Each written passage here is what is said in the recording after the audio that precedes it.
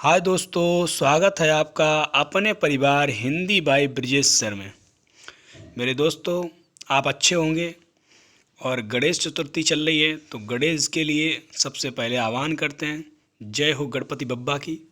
आज आपके लिए लाया हूँ संज्ञावाचक विशेषण।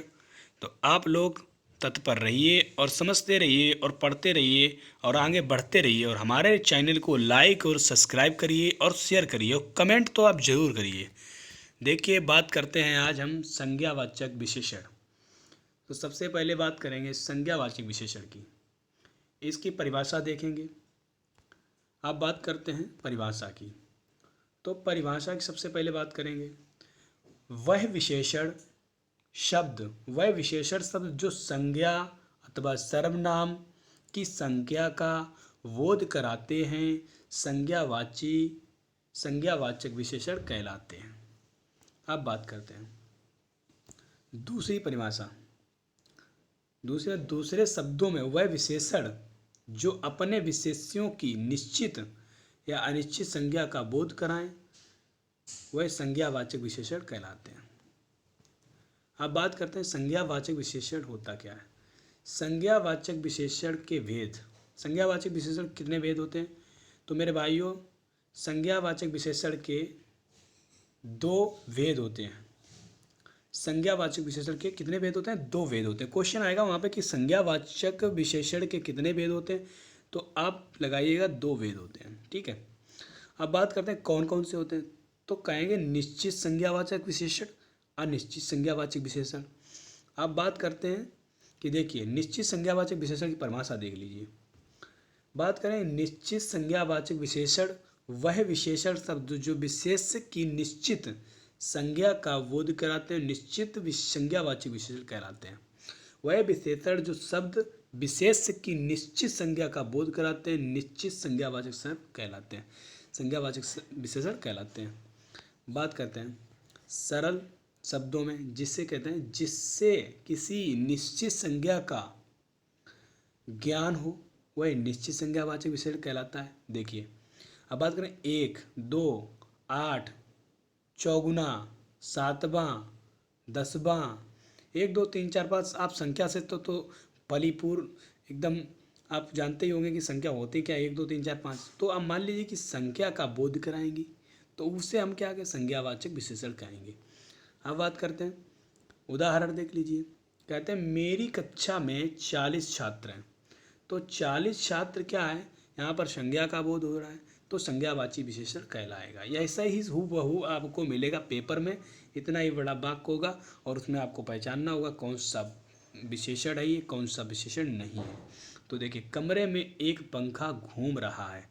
तो क्या है ना, यहाँ पे एक पंखे की विशेषता बता रहा है ना। तो आप देखिए कि यहाँ पर पंखे की विशेषता बता रहा है और संख्या भी बता रहा है कि एक पंखा, तो ये हो जाएगा आपका संज्ञावाचक विशेषण। अब बात करते हैं डाल पर दो चिड़ियाँ बैठी हैं। डाल पर दो चिड़ियाँ बैठी हैं, तो क्या है ना कि कहीं ना कहीं ये संज्ञा का एकदम संज्ञा को प्रकट कर रहा है, संज्ञा को बता रहा है कि एक डाल है जिसपे दो चिड़ियाँ बैठी हैं, तो ये कहलाएगा आपका क्या? संज्ञावाचक विशेषण। अब बात करते हैं कि प्रार्थना सभा में 100 लोग उपस्थित होते हैं या उपस्थित हुए थे। ठीक है। तो यहाँ पर क्या है ना कहीं संज्ञा का बोध हो रहा है। जैसे 100, तो 100 संख्याओं का बोध हो गया है, 100 संख्याओं का एक समूह, 100 संख्याओं का बोध हो रहा है, तो यहाँ पे ये कहलाएगा संख्यावाचक विशेषण। अब बात करते हैं अनिश्चित संज्ञावाचक की।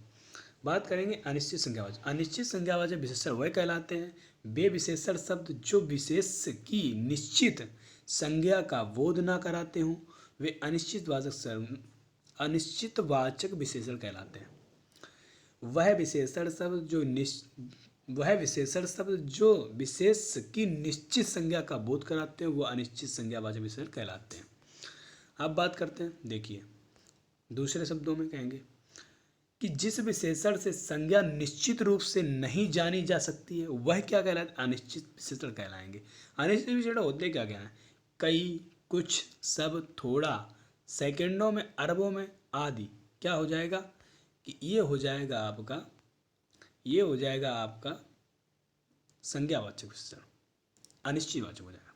अब बात करते हैं उदाहरण की तो बम के भय से कुछ लोग बेहोश हो गए। यहाँ कोई संज्ञा का प्रकोप नहीं दिख रहा आपको, ना कोई संख्या प्रकट हो रही। अनिश्चित संज्ञावाचक कहलाएगा। ये क्या कहलाएगा? अनिश्चित संज्ञावाचक कहलाएगा। कहता है कक्षा में बहुत कम छात्र उपस्थित थे।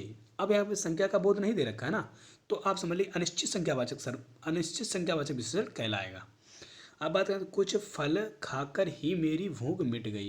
यहाँ भी अनिश्चित संख्यावाचक कहलाएगा। अब बात कुछ देर बाद हम चले जाएंगे, तो यहाँ पर भी अनिश्चित संख्यावाचक विशेषण का बोध कराता है, तो ये कहलाएगा अनिश्चित संख्यावाचक विशेषण कहलाएगा। अब बात करते हैं इन सभी वाक्यों में विशेष की निश्चित संज्ञा का बोध नहीं हो रहा है। जैसे कितने लोग बेहोश हो गए, कुछ कितने मतलब होता है छात्र उपस्थित हैं, कितने कम फल खाकर भूख मिट गई, कुछ कितनी देर बाद, तो हम चले जाएंगे यहाँ से। तो कहीं ना कहीं यहाँ पर क्या है ना कि संज्ञा विशेषण का बोध हो रहा है, तो अनिश्चित का बोध हो रहा है। अनिश्चित का बोध हो रहा है मेरे भाइयों, आप लोग समझ में आया होगा। तो आज के लिए इतना ही काफ़ी, और हमारे चैनल को लाइक और सब्सक्राइब करिए। जय हिंद और जय भारत।